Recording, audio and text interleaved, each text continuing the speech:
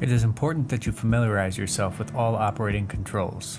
Follow these steps to make sure the unit is in proper working order for its next use. Make certain all safety decals are in place.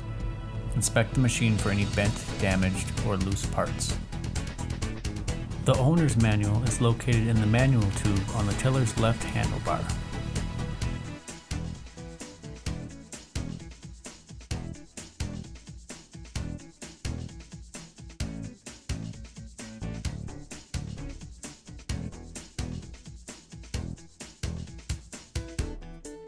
Check to be sure that the drag stake is installed.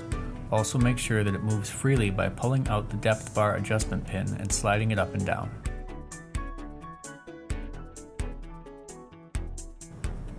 Do the same with the unit's wheels. Make sure that both the wheels and the locking pin are able to move freely.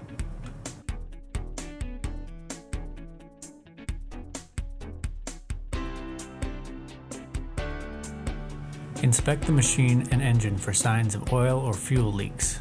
Only check the oil when the machine is level. Change the oil every 100 hours of use or every 6 months, whichever comes first.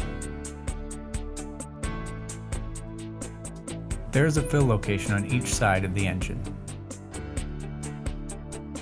The oil plugs are interchangeable, but only the gray one has a dipstick.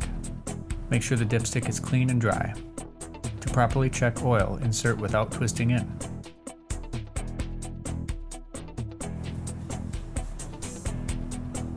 Oil should cover nearly all of the crisscross pattern, but it should not spill out of the oil fill reservoir.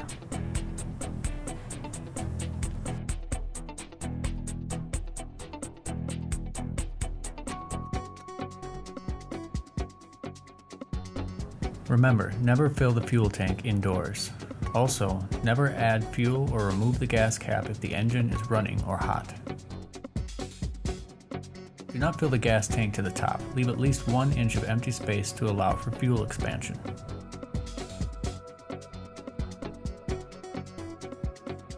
And make sure to clean up any fuel spills if they occur. Tighten the gas cap securely. Make sure all nuts and bolts on the unit are tight. Inspect that all clevis pins are installed on the tiller tines.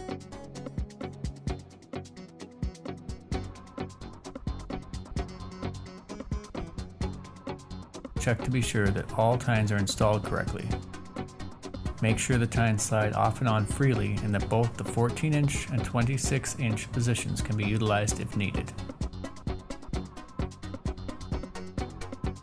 Be sure that when the handle grip is engaged that the shaft pulley is contacting the belt properly. This is proper contact.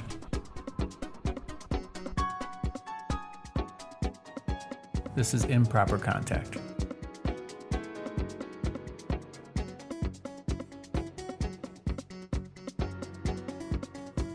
Be certain that the tines of the tiller do not rotate when the tine engagement handle is released.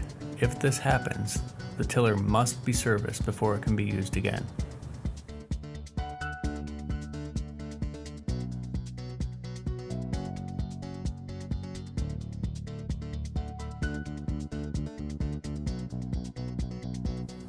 Use compressed air to clean the unit. You may use a pressure washer or hose to clean the tines of dirt and debris. However, never use water to clean near the carburetor. Doing so can force water into the air cleaner and soak the filter element. If water enters the carburetor or engine cylinder, it can damage the unit. The cooling fins, air vents, muffler, carburetor, and linkages must always be kept free of dirt and debris. Make sure they are cleaned before every use. Clean the air filter daily using compressed air. When removing the filter, be certain that the gasket remains on the unit and is not dropped or misplaced during reassembly.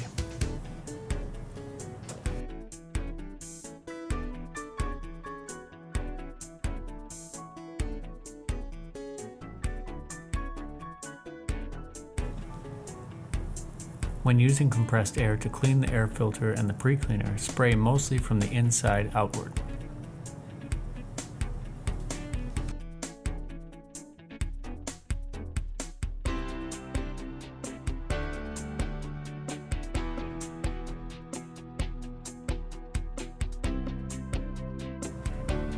If cleaning from outside of the paper element is necessary, hold the nozzle further away from the cartridge. Be mindful not to tear the pre-cleaner during reassembly.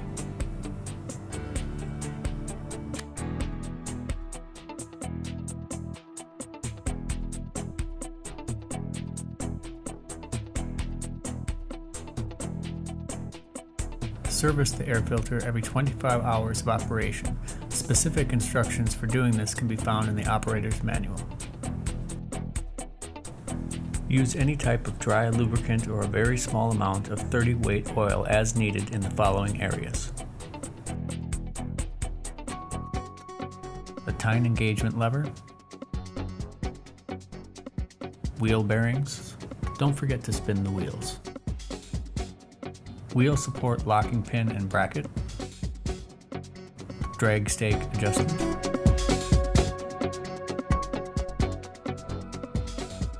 idler lever,